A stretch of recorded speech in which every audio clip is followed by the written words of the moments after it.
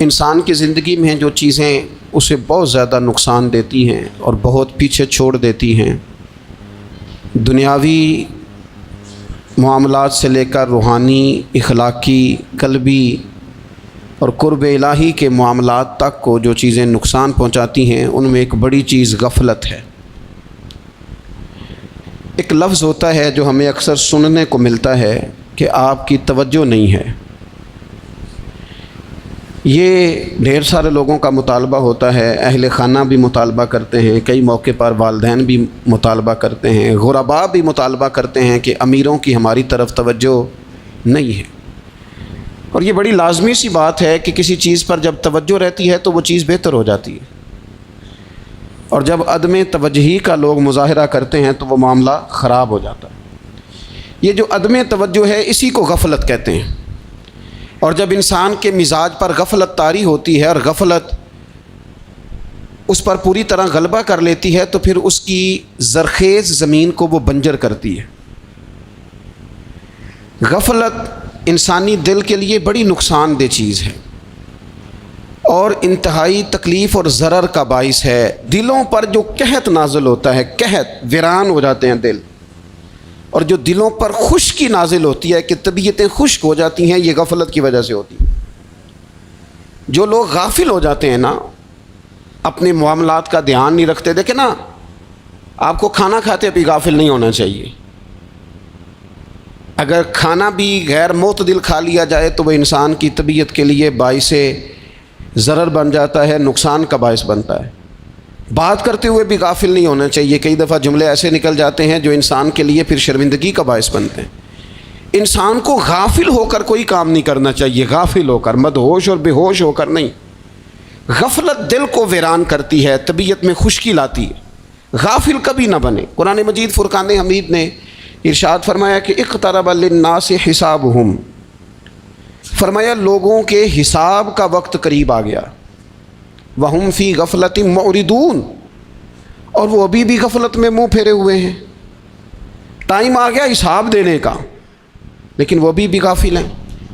ہمارے جو زیادہ تر نقصان زندگی میں ہوئے ہیں وہ صرف ہماری غفلت کی وجہ سے ہوئے۔ ہم نے چیزوں پر توجہ نہیں دی، چیزیں گڑبڑ ہو گئیں۔ جس آدمی نے پھول لگائے ہوں، پھل لگائے ہوں، کھیتی لگائی ہو، وہ دانہ ڈال کے پانی دے کے فارغ نہیں ہو سکتا، اسے توجہ کرنی پڑتی ہے۔ اور کسی نے کہا تھا مالی جیندے ہون تو پھر بوٹے سوکھدے نہیں۔ اگر موجود ہونا ان کو سینچنے والا، رکھوالی کرنے والا، تو پھر ان کی جڑیں کبھی خشک نہیں ہوا کرتی۔ ہماری جو غفلتیں ہیں یہ بڑی ضرر کا باعث ہیں، نقصان کا باعث۔ اور مجبوری معاف ہوتی ہے، غفلت معاف نہیں ہوتی۔ اسکول میں پڑھتے تھے، مدرسے میں پڑھتے تھے، تو ایک مجبوری ہو گئی جی، خدا نخواستہ گھر میں کوئی پریشانی ہو گئی تو اساتذہ اس پر سزا نہیں دیتے۔ کوئی خوشی کا موقع ہے گھر میں، فیملی میں کسی کی شادی ہے، اساتذہ اس پر سزا نہیں دیتے۔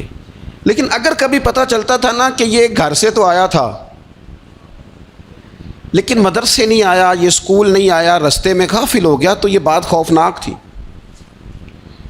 یہ قابل سزا جرم تھا کہ تو غافل ہو گیا اپنی پڑھائی سے، تو گھر سے آیا اور یہاں نہیں آیا۔ غفلت قابل سزا ہوتی ہے، مجبوری کی معافی ہوتی ہے۔ ہمارا آج کا جو مسئلہ ہے وہ غفلت کا ہے۔ ڈھیر سارے لوگ ہیں، سمجھدار بھی ہیں، سیانے بھی ہیں، معاملہ فہم بھی ہیں، باشعور بھی ہیں، تعلیم کی ڈگریاں بھی رکھتے ہیں، لیکن اگر ان کی زندگیوں کی تکلیفوں کو دیکھا جائے اور بے آباد روح کو دیکھا جائے اور سجدوں سے ان کی دوری کو دیکھا جائے تو ایک ہی بات سمجھ میں آتی ہے کہ پتہ سارا ہے لیکن لے ڈوبی ہے غفلت، توجہ نہیں کی۔ لائق بچہ بھی نالائق ترین زندگی گزارتا ہے، اس لیے کہ اس کے لائق ہونے کے ساتھ ساتھ اس کا توجہ کرنا بھی تو ضروری ہے نا۔ نرے لائق کا کیا فائدہ اگر وہ محنتی نہیں، اگر وہ توجہ ہی نہیں کرتا، اپنا سبق دھیان سے سنتا پڑھتا ہی نہیں، تو جتنا مرضی لائق کو پیچھے رہ جائے گا۔ اور کئی نالائق ہوتے ہیں، رٹا لگا کے پاس ہوتے ہیں، پر چلو رٹا تو لگاتے ہیں نا، محنت تو کرتے ہیں نا، جد و جہد تو کرتے ہیں۔ کئی نالائق جد و جہد کے باعث آگے گزر جاتے ہیں اور کوئی اسی چکر میں رہ جاتے ہیں میں بڑا لائق ہوں، کل پڑھ لوں گا، پرسوں پڑھ لوں گا، ہفتہ تیاری کر کے پاس ہو جاؤں گا۔ اپنی زندگی سے غفلت کا پردہ اٹھائیں، اور غفلت اس کے لیے فیصلہ کرنے کی ضرورت ہوتی ہے، پلاننگ کرنے کی نہیں، فیصلہ کرنے کی ضرورت ہوتی ہے کہ میں نے اب غفلت کرنی۔ ہم نہ جب بھی کوئی پروگرام بناتے ہیں تو منصوبہ بندی شروع کر دیں، منصوبہ بندی نہ کریں، فیصلہ کریں، کہیں کہ میں نے غافل نہیں ہونا۔ غفلت غرق دنیا کا نام ہے، اپنے آپ کو غفلت سے بچائیں۔ آپ دیکھیں حضرت کعب بن مالک رضی اللہ تعالیٰ عنہ فرماتے ہیں، بخاری میں موجود ہے، فرماتے ہیں کہ جنگ میں پیچھے رہ گیا تھا، میرا خیال تھا کل چلا جاؤں گا، گھوڑے اور سواریاں میرے پاس تیز ہیں، مضبوط ہیں، پرسوں چلا جاؤں گا، تیزی سے بھاگ کے میں پہنچ جاؤں گا، میں قافلے کے ساتھ شامل ہو جاؤں گا، لیکن بس تھوڑی سستی ہو گئی، ذرا غفلت ہو گئی۔ آپ فرماتے ہیں جب سب لوگ چلے گئے حضور علیہ السلام کے ساتھ جہاد میں اور میں پیچھے رہ گیا، تو پھر جب چند دن گزر گئے اور محبوب کے واپس آنے کا ٹائم ہو گیا تو اب میں غور کرتا سمجھتا تو مجھے مدینے میں یہاں بزدل لوگ نظر آتے، اور کون نظر آتے؟ جو منافق تھے، وہ منافق بزدل دکھائی دیتے، یا مجھے عورتیں اور بچے دکھائی دیتے۔ میں پریشان ہوا، حضور واپس آ گئے۔ جنہوں نے بہانے کیے تھے نا منافقین نے، یہ مجبوری تھی اس لیے نہیں جہاد پہ گئے، یہ جنہوں نے بہانے کیے تھے انہیں مل گئی معافی، اور میں نے سچ بولا، میں نے کہا یا رسول اللہ میں غافل ہو گیا تھا۔ اب کہتے ہیں میں نے جب کہا نا حضور سستی ہو گئی تھی، ذرا غفلت ہو گئی، تو بندہ محبوب سے ہی غافل ہو جائے، بندہ وہیں سے غافل ہو جائے۔ جو دم غافل سو دم کافر، سانو مرشد اے ہو پڑھایا۔ جب کہا نا حضور وہ غلطی ہو گئی، کوئی مجبوری نہیں تھی، تو فرماتے ہیں باقیوں کو معافی مل گئی، میرے ساتھ حضور ناراض ہو گئے۔ ایک دن نہیں، 2 دن نہیں، 50 دن حضور ناراض رہے۔ مدینے کی گلیوں نے مجھے پہچاننا چھوڑ دیا، در و دیوار سے مجھے یوں لگتا تھا کہ میں پردیسی ہوں۔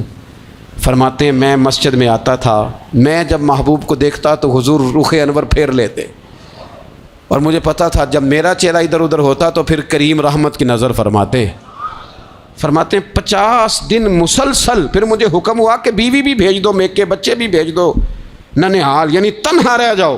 فرماتے ہیں وہ میں نے قید تنہائی کاٹی، لیکن شکر اللہ کا یہ ہے کہ میں سچا تھا، بس ذرا بھول گیا تھا، بس ذرا غفلت ہو گئی تھی۔ تو فرماتے ہیں پھر اللہ تبارک و تعالیٰ نے میرے اوپر فضل یہ فرمایا کہ میری توبہ کا اعلان رب نے قرآن مجید میں فرمایا۔ تو غافل نہ بنے کبھی بھی، ہمارا نہ مسئلہ یہ ہے، اور آپ نے ناراض نہیں ہونا، ڈھیر سارے لوگ غافل ہو جاتے ہیں، مالدار بھی غافل ہیں، صاحبان علم بھی اللہ ماشاء اللہ بہت ساری جگہوں پہ غافل ہیں۔ جن لوگوں کو 4 لوگ جاننے لگ جاتے ہیں، کوئی مقام حاصل ہو جاتا ہے، وہ بھی بہت ساری جگہوں سے غافل ہو جاتے ہیں، اللہ ماشاء اللہ۔ غفلت بڑی تکلیف والا منظر ہے۔ جو لوگ سمجھتے ہیں نا میں اب گڈ بک میں آ گیا ہوں، اب میں اچھا ہو گیا ہوں، اب میرے لیے خیر کہا جاتا ہے، مجھے اچھائی شاید یہ مستقل میرے ساتھ رہے گی، تعریف ہی ہوگی ہمیشہ، وہ بھی غافل ہو جاتے ہیں۔ اور یہ غفلت ٹھیک نہیں ہوتی۔ وجہ دیکھنی چاہیے کس وجہ سے انسان کو وقار مل رہا، عزت مل رہی۔ اپنی زندگی سے غفلت کو اتار پھینکیں۔ تھوڑی دیر کی تو غفلت ہوتی ہے، لمبی تو نہیں۔ 2 منٹ کے لیے صرف اس نے ڈرائیونگ کرتے ہوئے چہرہ موبائل کی طرف کیا تھا، 2 ہی تو منٹ لگے تھے۔ لمحوں نے خطا کی تھی، صدیوں نے سزا پائی۔ لمحوں نے خطا کی تھی، صدیوں نے سزا پائی۔ ایک لمحے کے لیے غافل ہوئے تھے اور صدیاں، نسلیں روتی رہ گئیں پیچھے، بچے تڑپتے رہ گئے، اہل خانہ پریشان رہ گئے، ماں باپ ساری زندگی روتے رہے، لیکن یہ 2 منٹ کے لیے۔ یہ غفلت جو ہے یہ بڑی تکلیف والا معاملہ۔ اپنی زندگی سے غفلت کو اتارنا ہے، غافل نہیں بننا، ہر وقت توجہ اور ساری باتوں پہ توجہ۔ بعض اوقات لوگ ایک طرف توجہ کر کے ایک طرف سے غافل ہو جاتے ہیں، نہ، توجہ ہمہ پہلو رکھنی ہے۔ ہمارے ذمے جتنے بھی حقوق ہیں ان سب پر توجہ، ہر چیز کا خیال۔ ایسا نہ ہو کہ عبادت کرتے رہ جائیں اور حقوق العباد ہم سے چھوٹ جائیں، اور حقوق العباد اتنے زیادہ ادا کریں۔ ایک صاحب مجھے کہنے لگے ایک دفعہ بڑے وثوق کے ساتھ کہنے لگے جی معاذ اللہ ثم نہیں جی ٹائم ملتا پھر نماز دا کی کریے، روزی کمانا بھی تو عبادت ہے نا۔ تو میں نے کہا آپ نے عبادت کرنا ایک حصہ قبول کیا ہے، آپ نے کل عبادت نہیں قبول کی۔ इबादत कुल है, हमा पहलू। एक हिस्सा आप कबूल करके निकल गए और बाकी आपने छोड़ दी, तो किसी एक तरफ से भी गाफिल नहीं होना। जितनी जिम्मेदारियां हैं, जितनी ड्यूटियां हैं, उन सब का ख्याल। और जो बड़ा आदमी होता है, बड़ा घर में बड़ा हो, कबीले में बड़ा हो, इलाके में बड़ा हो, इदारे में बड़ा हो, क्लास में बड़ा हो, जो बड़ा है उसकी तो सारी आंखें खुली हुई होनी चाहिए। एक एक पर उसकी नज़र होनी चाहिए कि मेरी कहाँ ज़रूरत है, कहाँ मुझे अश्कशोई करनी है, किसके साथ मैंने किस तरह मोहब्बत का रवैया रखना है। गाफिल ना बने। अच्छा जी, अब कैसे पता चलेगा कि हम गाफिल हैं? ये कैसे पता चलेगा? आप किसी बंदे से भी पूछ लें हालात क्या हैं, तो कहता है अल्लाह का शुक्र है कभी किसी का दिल नहीं दुखाया, अल्लाह का शुक्र है जी ज़माना हो गया 5 नमाज़ें पढ़ता हूँ, अल्लाह का शुक्र है जी। कैसे पता चलेगा गाफिल हैं? पहली अलामत हमारे उलमा और सूफिया ने गाफिल बंदे की लिखी है। इस आईने में मैंने और आपने अपना आप देखना है। गाफिल बंदे की पहली अलामत ये होती है कि वो दुनियावी कामों में चुस्त होता है और अल्लाह और उसके रसूल की फर्मा बरदारी में सुस्त होता है। यानी नमाज के वक्त तो उसे नींद सताती है, परेशानी होती है, लेकिन अगर किसी जगह माल मिल रहा हो, पैसे मिल रहे हों, वहाँ जाना हो, तो फिर उसे कोई चीज़ भी तंग नहीं कर। दुनियावी कामों में चुस्त होगा, यानी टीवी के आगे, मोबाइल के आगे वो घंटों बैठा हुआ है। और अगर उसे 25 मिनट कुरान पाक सुनना पड़ जाए, अगर उसे 20 मिनट दीनी महफिल में बैठना पड़ जाए, अगर उसे कहा जाए कि तू 20 रकत नमाज नफल अदा कर, दुनियावी कामों में चुस्त है, दीनी कामों में, ये गफलत की पहली अलामत। फिर ज़ाती मामलात पे पैसा खर्च करना हो तो ढेर सारा है, किसी गरीब की मदद करनी हो तो। वो हमारे एक दोस्त हैं, वो अक्सर कहा करते हैं, वो कहते हैं आजकल किसी से कहना फलाई काम में, दीनी काम में, किसी की मदद में कुछ 4 पैसे खर्च करने हैं, तो लोग कहते हैं हाथ तंग है। हाँ, कोई सस्ता प्लाट मिलता हो ना, और अगर ये समझ आ जाए कि वो मजबूर है बेचारा बेचने वाला, तो फिर कहते हैं मैं 2-3 दोस्तों को फाड़ ले सान। ज़ाती कामों में जब बंदा चुस्त हो और दीनी कामों में सुस्त हो, तो मतलब ये है कि बंदा गाफिल है। पहली अलामत गफलत की। और गफलत की दूसरी निशानी ये है कि इंसान गुनाह के कामों को मामूली समझने लग जाता है। ये गाफिल बंदे की निशानी है।